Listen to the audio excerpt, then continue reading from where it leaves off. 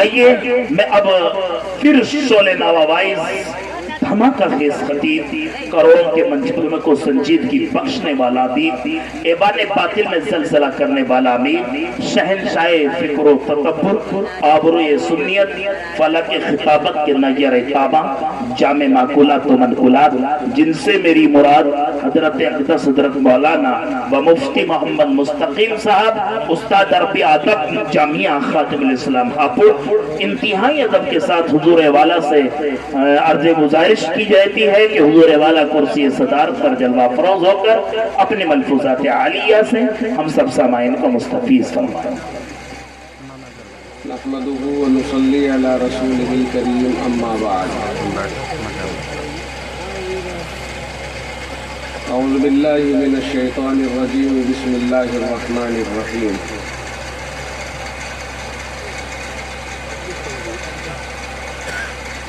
یا ایہا الرسول کلوا من الطیبات واعملوا صالحا انی بما تعملون علیم صدق اللہ مولانا العظیم۔ عزیزان ملت، نوجوان ساتھیوں،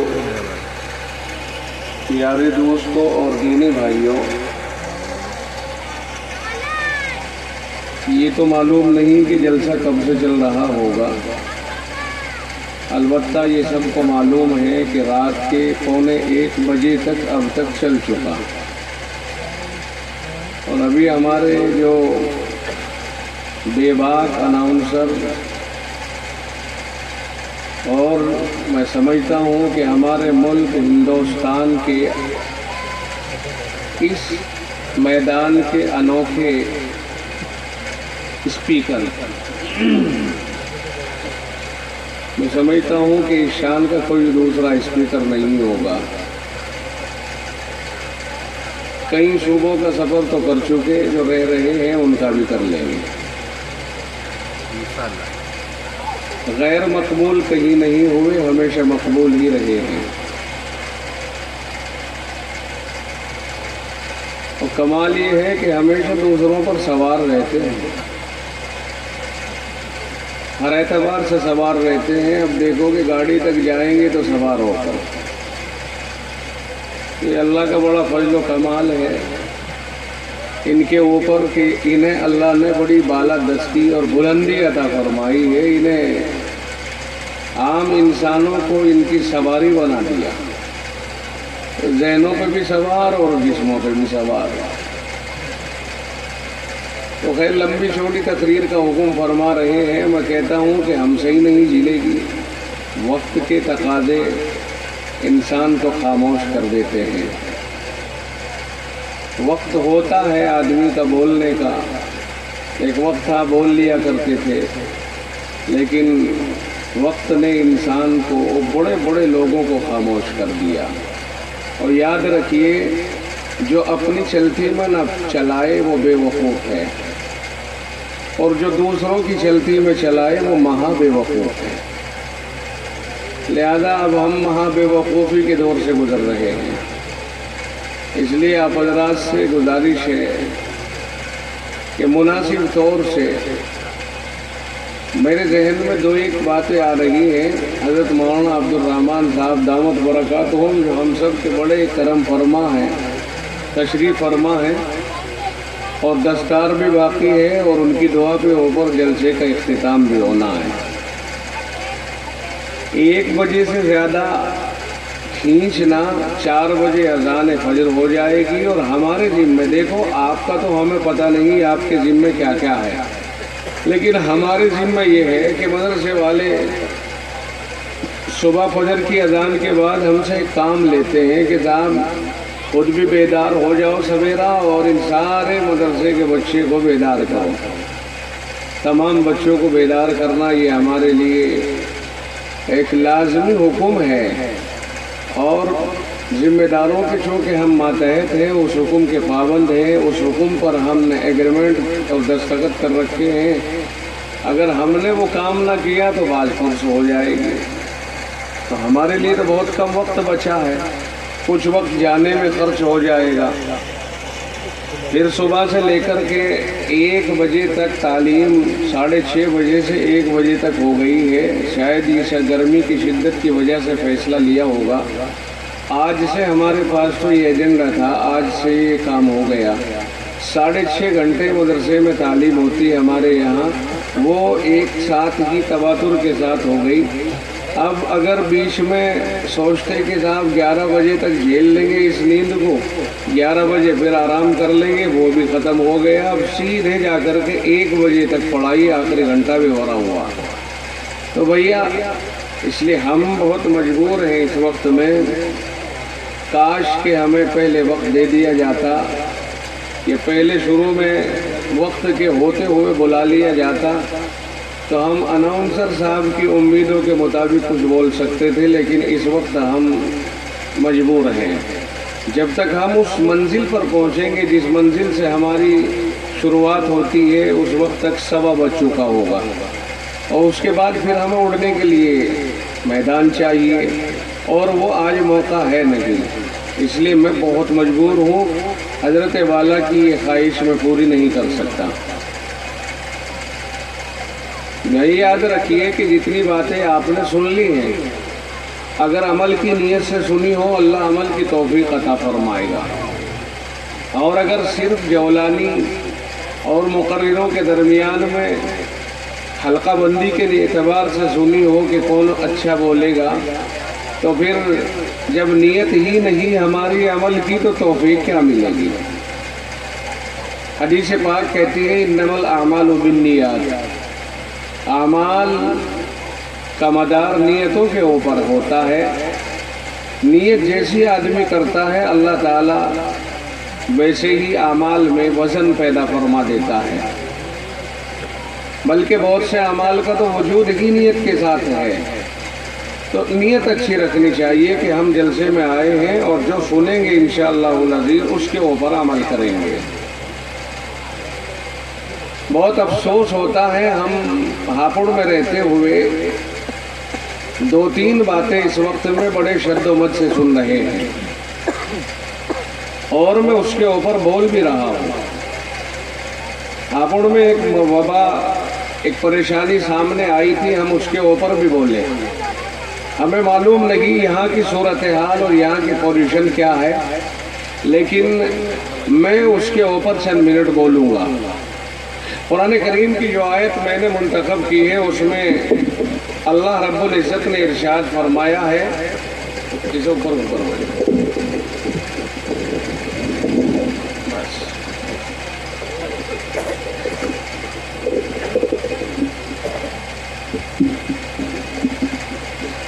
یا ایھا الرسول کلوا من الطیبات. یہ خدائی حکم رسولوں کو مخاطب کر رہا ہے کہ اے پیغمبروں کی جماعت، پاکیزہ کھاؤ، پاکیزہ. کیا آپ یہ سمجھتے ہو کہ رسول کوئی غلط اور مشکوک چیز کھا سکتے ہیں؟ پیغمبروں کی تو مکمل تربیت اللہ کی نگرانی میں ہوتی ہے. پیغمبروں کا کوئی عمل ایسا نہیں ہوتا ہے کہ جو خلاف شریعت ہو.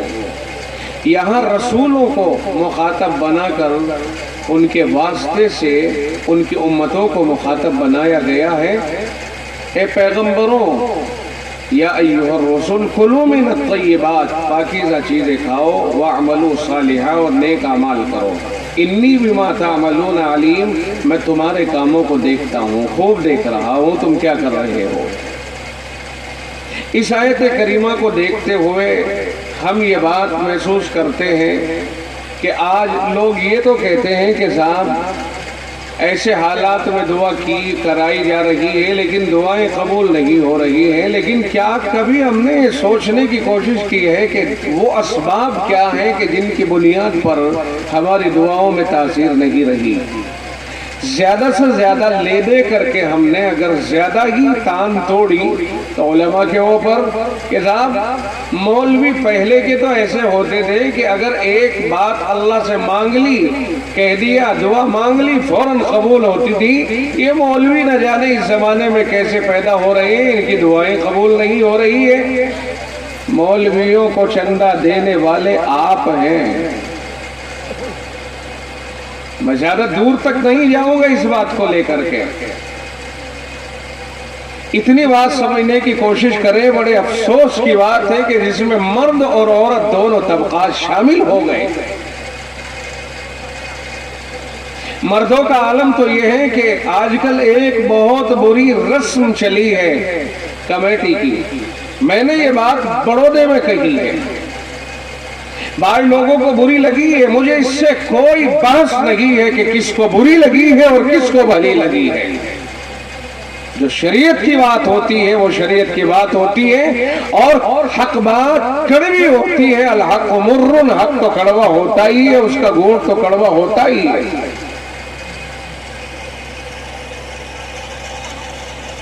کمیٹی ڈالنے کا رواج بنایا، ایک ہے جائز اور شرعی حق، اور ایک ہے اپنی منشا کے مطابق اپنے مفاد والا طریقہ۔ بہت سے لوگ کمیٹی ڈالتے ہیں، طریقہ ان کا یہ ہوتا ہے بولی والی کمیٹی۔ سمجھنا خوب اچھی طرح سے، جو چیز جائز ہے اسے جائز رکھو، اور جو چیز حرام ہے اسے حرام کا درجہ دو۔ اور جب انسان حرام سے نہیں بچے گا تو اللہ کے یہاں پر اس کی کوئی دعا قبول نہیں ہوگی، چاہے اس کے جسم کے ٹکڑے ہی کر دیے جائیں۔ جناب محمد الرسول اللہ صلی اللہ علیہ وسلم نے ارشاد فرمایا کہ بہت سے پراگندہ حال، بہت سے رحم کھائے جانے کے قابل، ترس کھائے جانے کے قابل لوگ ایسے ہوتے ہیں کہ اللہ کے سامنے ہاتھ اٹھا کر کے وہ یہ کہتے رہتے ہیں، یا ربی یا ربی، اے میرے پروردگار، میرے پروردگار میرے حال پر رحم فرما۔ اور جناب مصطفیٰ صلی اللہ علیہ وسلم ارشاد فرماتے ہیں کہ مطعمہ حرام، مشربہ حرام، ملبسہ حرام، فانا یستجاب لہ۔ فرمایا کھانا پینا پہننا حرام کا، تو پھر کہاں اس کی دعا قبول کی جائے گی، کیسے اس کی دعا قبول کی جائے گی؟ جب تک حرام روزی سے نہیں بچا جائے گا، آدمی اللہ کے یہاں اپنی گڑ گڑاہٹ کو قبول نہیں کرا سکتا۔ یہ بات صرف اتنا سن لینا کافی نہیں ہے کہ اللہ تعالیٰ کے سامنے ہاتھ اٹھاؤ اور عاجزی کے ساتھ میں دعا مانگو، اللہ قبول فرمانے والا ہے۔ شرائط ہے، اگر کھانا پینا حلال ہوگا تو اللہ کے یہاں دعا قبول ہوگی، اور اگر یہ نہیں ہے تو پھر دعاؤں میں بھی اللہ کے یہاں قبولیت نہیں ہے۔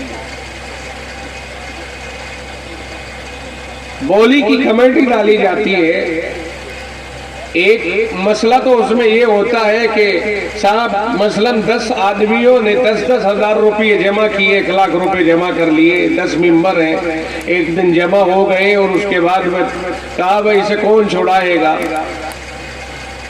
تو جو سب سے کم بولی لگاتا ہے اسی کے نام کر دی جاتی ہے۔ مثال کے طور پر ایک مجبور آدمی ان میں سے ہوتا ہے، کہتا صاحب میں ضرورت مند ہوں، آپ مجھے دے دیجئے، میں 80,000 روپے میں اس کو چھوڑاتا ہوں۔ یعنی 1 لاکھ کی بولی، 1 لاکھ کی لاٹری، 1 لاکھ کی کمیٹی، 80 یا 70 ہزار روپے میں وہ مجبور لے کر کے چلا گیا، اور اسے جمع کرنے ہیں پورے 1 لاکھ۔ یہ جو 20 یا 30 ہزار روپے ہیں یہ سب کے اوپر تقسیم ہوں گے۔ آپ ایمانداری سے بتاؤ یہ حلال ہے یا حرام؟ میں اپنی طرف سے تھوپ نہیں رہا ہوں، آپ سے پوچھ رہا ہوں آپ کا دل کیا کہتا ہے؟ آپ کا دل بھی اس کو حلال مانتا ہے کیا؟ ایک مجبور آدمی آیا، اس کی مدد ہونی چاہیے تھی، مدد ہم نہیں کر سکے تو کم از کم جتنا اس کا حق بنتا ہے اتنا تو دے دیا جائے۔ عام طور سے اس کے اوپر بہت سے لوگوں کا عمل ہے، بہت سے علاقوں میں، بہت سے گاؤں میں یہ بولی کی لاٹری چلتی ہے اور بولی کی کمیٹی چلتی ہے، اور اس کے حرام ہونے کا اندازہ تک نہیں لگا پاتے ہیں، اور اس میں خوب مبتلا ہے لوگ۔ اگر کوئی مسئلہ بتاتا ہے تو جن کے خلاف جاتا ہے انہیں چڑ لگتی ہے، انہیں برا لگتا ہے۔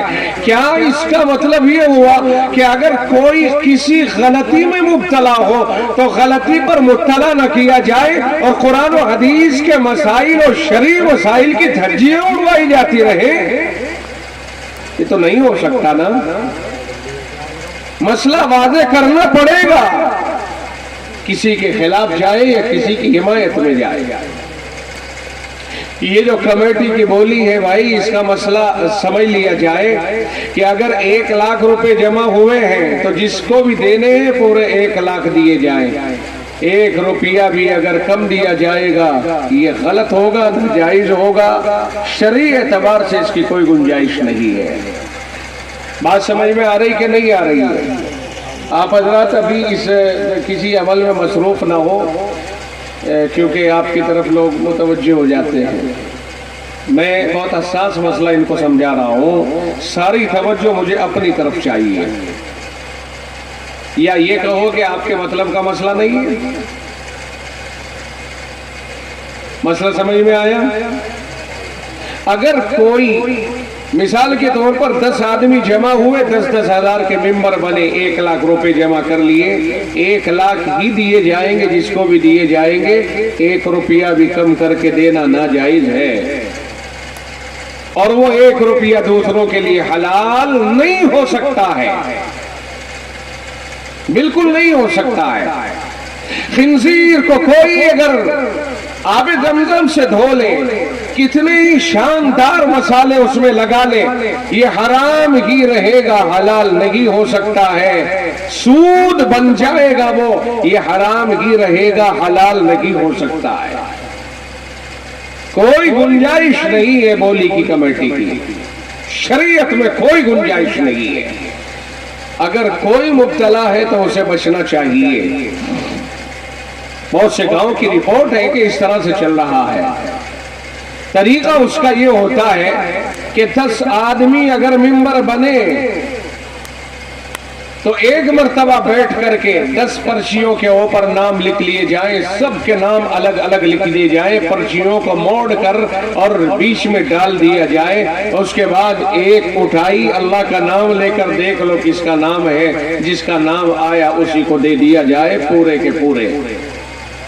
وہ ہر مہینے جمع کرے گا 10-10 ہزار روپے. اور دوسرا طریقہ اس کا یہ ہے کہ ایک ہی مجلس میں 10 کے نام فائنل کر دیے جائے. ایک اٹھائی سب سے پہلی پرچی، ایک پرچے کے اوپر نام لکھ لو فلاں کی نکل گئی، پہلے نمبر پہ اس کی، دوسری اٹھائی دوسرے نمبر پہ، تیسری اٹھائی تیسرے پہ. 10 آدمی ہیں، 10 پرچیاں، 10 کے 10 نمبر. ہر آدمی اپنا کام اپنے نظام کے اعتبار سے طے کرے گا. صاحب میرا 5ویں نمبر میں کمیٹی نکلے گی تو میں کہیں قرض بھی لوں گا تو اس کا 5ویں مہینے میں ادا کر دوں گا، وعدہ خلافی نہیں ہوگی. اس طرح آپ کو اگر کوئی قرض لینے کی ضرورت پیش آئے تو دینے والا آسانی سے دے دے گا، کیونکہ آپ کی 5ویں مہینے میں کمیٹی نکل رہی ہے. بات سمجھ میں آ گئی جی؟ یہ جو کم پیسوں پہ چھڑا کے لے کے آتے ہیں، لانے والا بھی شرم ناجائز اور حرام کام کرتا ہے، اور جو یہ دینے والے ہیں اور پھر اس کا بچت سارے کھانے والے ہیں، یہ بھی حرام کام کرتے ہیں. سارے کھائیں یا وہ ذمہ دار کھائے جو اکیلا ہے، جو سب سے وصول کرتا ہے. یہ ہے مسئلہ، اس کو یاد رکھنے کی ضرورت ہے. تقریریں بہت طرح کی ہو سکتی ہیں، مجھے میرے ذہن میں یہ مسئلہ تھا، میں نے آپ کو یہ مسئلہ واضح کیا اور بتایا، اور لوگوں تک بھی اس مسئلے کو پہنچانے کی ضرورت ہے. دوسرا مسئلہ، یہ تو مردوں سے متعلق تھا. ایک دوسرا مسئلہ ہمارے ہاپوڑ میں پیش آیا تھا، اس کا تعاقب کیا گیا، الحمدللہ اس کے اوپر بہت کنٹرول ہوا. ہر محلے میں جا جا کر کے اس کے اوپر بیانات کیے گئے، جامعہ کی طرف سے اساتذہ تشریف لے گئے اور پروگرام کیے گئے کہ کچھ لوگ ایسے ہیں جو مردوں کو نہیں بلکہ عورتوں کو قسطیں دیتے ہیں. کچھ لوگ اس طرح کے ہیں، اور یہ طریقہ کار گاؤں در گاؤں چل رہا ہے. میں نہیں جانتا کہ آپ کے اس گاؤں میں خرم پور میں ہو رہا ہوگا یا نہیں، البتہ یہ مسئلہ عام طریقے پر چل رہا ہے کہ گاؤں در گاؤں ایسے افراد ہیں کہ جو باقاعدہ قسطیں مثلاً 20,000 روپیے 25,000 روپیے اس طرح سے وہ عورتوں کو قسطیں دیتے ہیں، عورتوں کو یہ پیسہ دیتے ہیں، اور اس کے اوپر وہ ظاہر ہے کٹوتی بھی کرتے ہیں. 10 مہینے کے لیے اگر دیا تو اس میں انہیں 2-4 ہزار روپے کی بچت رہتی ہے. یہ اس طرح سے پیاز کے اوپر ہی لین دین ہوتا ہے، یہ صرف عورتوں کے ساتھ خاص ہے۔ اگر کوئی مرد اس میں چاہے کہ ہم اس قسط کو وصول کریں گے تو اسے نہیں ملے گی، بلکہ صرف عورتوں کو ملے گی۔ یہ جان لیجئے، عورتوں کی میٹنگ لی جاتی ہے باقاعدہ، اور پھر اس میں اپنی باتیں ہوتی ہیں، اور جب قسطیں ادا کرنے کے لیے جانا ہوتا ہے یا لینے کے لیے جانا ہوتا ہے، اور کوئی یہ چاہے کہ اس کے ساتھ اس کا محرم جائے، الاؤ نہیں ہے، اجازت نہیں ہے، تنہا عورت جائے گی، تنہا عورت جائے گی۔ برقع پہن کر کے ہماری عورت اگر کئی دکان پہ جائے، بازار جائے، اپنے ساتھ اپنے بچے کو لے کر کے جاتی ہے، تنہا نہیں جاتی ہے، مگر ان بے ایمانوں اور حرام سادوں سے قسط وصول کرنے کے لیے اور پیسے لینے کے لیے تنہا جانا پڑتا ہے، دینے کے لیے تنہا جانا پڑتا ہے۔ یہ صورتحال بن رہی ہے۔ کوئی دیوس ہی اس کو پسند کر سکتا ہے، اسلامی غیرت جس میں ہوگی ہرگز پسند نہیں کر سکتا ہے۔ وہ دیوس ہے جو اپنی محرم کو، اپنی بیوی کو یا اپنی بیٹیوں کو، ان کے پاس کوئی آئے جائے، اسے کوئی اعتراض نہ ہو، اسے کوئی اشکال نہ ہو، کوئی کہیں چلی جائے کوئی اشکال نہ ہو، ان کے پاس کوئی آ جائے کوئی اشکال نہ ہو، ایسے شخص کو دیوس کہا جاتا ہے۔ اور اگر کوئی امام بھی ہے اس طرح کا فرد، امامت سے اس کو ہٹانا لازم اور ضروری ہے۔ ایسے شخص کے پیچھے امامت بھی مکروہ تحریمی ہے۔ میں بہت کھل کر کے یہ بات کہہ رہا ہوں، کسی کے خلاف جائے یا کسی کی موافقت میں جائے، مجھے اس سے کوئی بحث نہیں۔ عورتوں میں تقسیم کا یہ طریقہ چل رہا ہے گاؤں در گاؤں۔ میں پھر معذرت کے ساتھ کہوں گا کہ آپ کے اس خرم پور میں چل رہا ہے، مجھے نہیں پتا، البتہ چل رہا ہے گاؤں در گاؤں، اس لیے مناسب سمجھتے ہوئے میں نے یہ بات کہی ہے۔ بھائی، معمولات کی بات تو بہت ہوتی ہے کہ نماز پڑھی جائے، روزے رکھے جائیں، اللہ کا ذکر کیا جائے، اللہ کو یاد کیا جائے، دعائیں مانگی جائیں، مگر حرام کھانا اگر نہیں چھٹے گا کس طرح سے دعائیں قبول ہوں گی؟ نہیں بھائی، دعائیں قبول نہیں ہو سکتی ہیں۔ دعاؤں کو قبول کرانے کے لیے تو کھانا حلال ہونا چاہیے، صاف و شفاف ہونا چاہیے۔ جو خلاق عالم، قادر مطلق، مختار کل، رسولوں کو مخاطب کر کے یہ کہتا ہے کہ اے رسولوں کی جماعت، صاف ستھرا کھانا کھاؤ، پاکیزہ کھانا کھاؤ، نیک اعمال کرو، اس لیے کہ میں تمہارے کام جو تم کرتے ہو ان سب کو دیکھتا ہوں، میری آنکھوں کے سامنے ہے، میری نظروں کے سامنے ہے، اور ان رسولوں کی امتیں ہیں، تو ظاہر ہے کہ رسولوں کے واسطے سے امتوں کو الرٹ کیا جا رہا ہے۔ ہم پیغمبر آخر الزماں صلی اللہ علیہ وسلم کے امتی ہیں، جو رسولوں کے رسول ہیں، سردار رسول ہیں، اور ہمارے یقیناً اللہ کے رسول کے بعد، آخری پیغمبر کے بعد 1450 سال تو گزر چکے، اب تک کوئی رسول نہیں، آگے بھی کوئی رسول نہیں۔ یہ ہمارا عقیدہ ہے کہ ختم نبوت یعنی آخری پیغمبر آپ صلی اللہ علیہ وسلم تھے، آپ کے اوپر نبوت ختم ہو چکی، اور آپ نے خود فرما دیا لو کان بعدی نبی لکان عمر، اگر میرے بعد کوئی نبی آنا ہوتا تو فاروق اعظم عمر فاروق رسول ہوتے، نبی ہوتے، وہی نبی نہیں ہوئے تو کون ہوگا؟ اس لیے اب آپ کو آخری امت اور رسول اللہ صلی اللہ علیہ وسلم آخری رسول، جو باتیں ہو چکی سو ہو چکی، اب کے بعد کوئی تبدیلی کسی بات میں نہیں ہے۔ جن گاؤں کے اندر میں، مختلف گاؤں کے لوگ یہاں موجود ہیں، اگر کہیں کسی گاؤں کے اندر اس طرح کا معمول چل رہا ہو، عورتوں کے اندر بھوکے مر جاؤ، لیکن اس طرح کے لوگوں سے اس طرح کا قرض وصول نہ کرو۔ اور بھائی، میں حضرت مولانا سے بہت معذرت کے ساتھ، مجھے ڈر لگ رہا ہے، حضرت والا بڑی شخصیت ہے، دل نہ دکھ جائے، دیر ہو رہی ہے، حضرت کی دعا کے اوپر جلسے کا اختتام ہوگا۔ آخری بات کہہ کر کے بات کو ختم کروں، اتنا سمجھنے کی کوشش کیجئے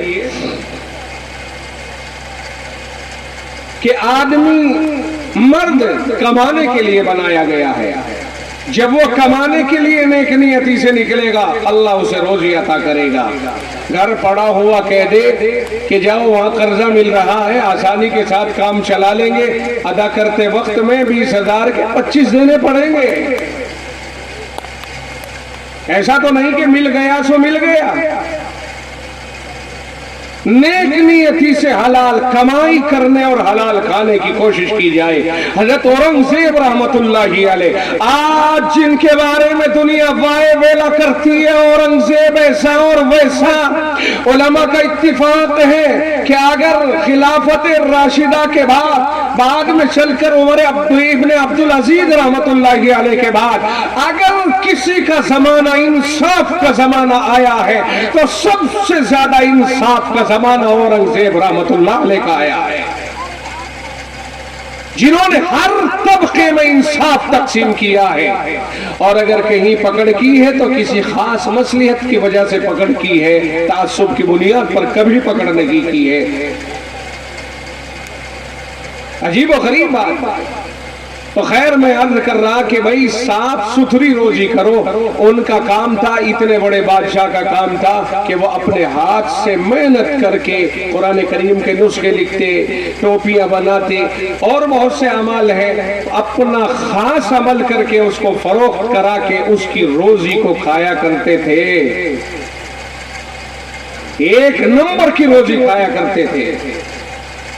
بادشاہ ہونے کے بعد یہ نہیں کہ خزانے سے اندھا دھند اپنی طرف کر لیا جائے, نہ وہ فاروق اعظم کا زمانہ دیکھے ہوئے تھے اور وہ صدیق اکبر کا زمانہ دیکھے ہوئے تھے. جس صدیق نے سر کے اوپر خلافت ملنے کے بعد سر کے اوپر کپڑوں کا گٹھر رکھا اور بازار کی طرف رخ کیا, صحابہ کرام نے عرض کیا کہ کہاں تشریف لے جا رہے ہیں؟ کہا میں بازار میں اپنا کپڑا بیچ کر کے اپنا کاروبار کرنے کے لیے جا رہا ہوں. صحابہ نے عرض کیا نہ اب آپ خلیفۃ المسلمین بن چکے ہیں مسلمانوں کے, اور لوگوں کے مسائل کو دیکھیے. اب آپ بازار میں کپڑا لے کر کے نہیں بیٹھیں گے بلکہ حکومت پر آپ متمکن ہو گئے, لہذا بیت المال سے آپ کا کھانا تجویز کیا جائے گا, آپ کے گھر کا خرچہ. تو حضرت نے بہت محتاط طریقے پر اپنا خرچہ پیش کر دیا کہ اتنا خرچہ میرے گھر کے لیے کافی ہے. وہ آنے لگ گیا, اس میں اتنی گنجائش نہیں تھی کہ کوئی اور کھانا تیار کرایا جا سکے. ایک مہینہ اہلیہ محترمہ نے روکا, تھوڑا روکا اور حلوہ بنایا, حریرہ بنایا, پیش کیا. حضرت نے پوچھا کہاں سے آیا ہے؟ کہا بچا کر کے ایک مہینے میں حریرہ تیار ہو گیا, اتنی بچت میں نے کر لی. فرمایا اچھا سمجھ میں آ گیا کہ اگر اتنا اور کم کر دیا جائے تب بھی گھر کا خرچہ چل سکتا ہے. جتنا بیوی نے مہینے بھر میں روکا تھا اتنا ہی لکھ کر کے بھیج دیا کہ اتنا اور کم کر دیا جائے. یہاں سیکھنے کی ضرورت ہے. اسے کہتے ہیں حکمرانی اور اسے کہتے ہیں حکومت.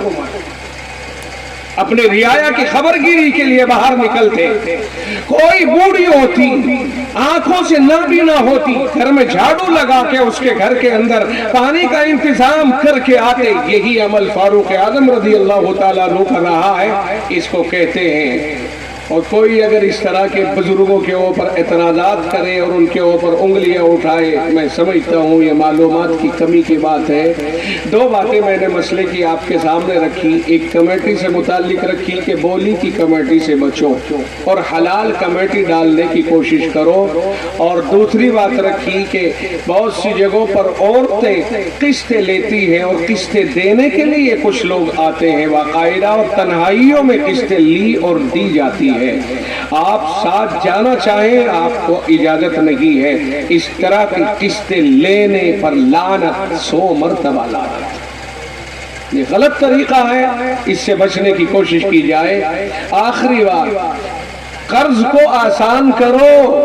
آج بڑے بڑے دولت مند یہاں موجود ہیں، لیکن کوئی ان کے پاس جائے اور یہ کہے کہ صاحب مجھے قرضہ دے دیجیے میں مجبور ہوں، وہ کہے گا نہیں بھائی صاحب میرے پاس تو ہے ہی نہیں، اور آپ کل بتا دیتے تو میں آپ کو ہی دے دیتا، وہ تو کل میرے پاس آ گیا فلاں میں نے تو اس کو دے دیا، اس طرح بہانہ کرے گا۔ کیوں کر رہا ہے وہ بہانہ؟ اس لیے کر رہا ہے کہ قرض لے جائے گا آج رو دھو کے، اور ادا کرتے وقت میں یہ دور تک بھی کہیں نظر نہیں آئے گا، میں اس کے گھر کے چکر کاٹوں گا، یہ فراری اختیار کر لے گا، ہاتھ آئے گا بھی تو کہہ دے گا بھائی ابھی انتظام نہیں، میں کوئی دم اکھاڑ لوں گا کیا؟ بات نوبت یہاں تک پہنچے گی جو سلام دعا باقی ہے وہ بھی جاتی رہے گی، پنچایت بٹھانی پڑے گی، تب بھی مسئلہ حل نہیں ہوگا۔ کچھ قرض لے کر کے لے مار کرنے والے اس طرح بھی ہوتے ہیں، قرضہ لو اور دینے سے پہلے یہ سوچ لو کہ اگر میں 20 دن کے لیے لیتا ہوں 19 دن میں ادا کروں گا۔ اگر آپ اس طرح سے کرنے لگے انشاءاللہ والعزیز یہ بیاجڑ سب کے سب اپنی بھاجڑ بھر کے چل دیں گے، کوئی گاؤں میں بھی آجڑ نہیں رہے گا۔ ان کے تو مزے ہم نے قائم کیے ہیں، کیونکہ ہم نے قرض لے کر کے ادا کرنے کا طریقہ بدل دیا ہے، اس لیے بیاج خوروں کی مستی آ گئی ہے، مزے آ گئے ہیں، وہ اپنی دکانیں کھول کے بیٹھ گئے، اور جس سے ہم قرض لے کے آئے اس نے ہم کا احسان کیا آڑے وقت میں، چاہیے تو یہ تھا کہ اس کا وقت سے پہلے ادا کرتے، کوئی مجبوری تھی اس کے سامنے جا کے عرض کرتے کہ صاحب میری مجبوری ہے، میں اس مرتبہ اس تاریخ پر ادا نہیں کر سکوں گا، 10 دن 5 دن کی مہلت دے دو، کہتا بھی کوئی نہیں، چھپتا ہے، اور جس سے بیاج لیا ہے بابا کہتا ہے اور ٹائم سے پہلے قسط دینے کے لیے جاتا ہے، کیونکہ اوپر چڑھ جائے گا نا، تو بھئی جس نے قرضہ دیا کون سا گناہ کر دیا کہ اس نے ہمارا کام چلوا دیا؟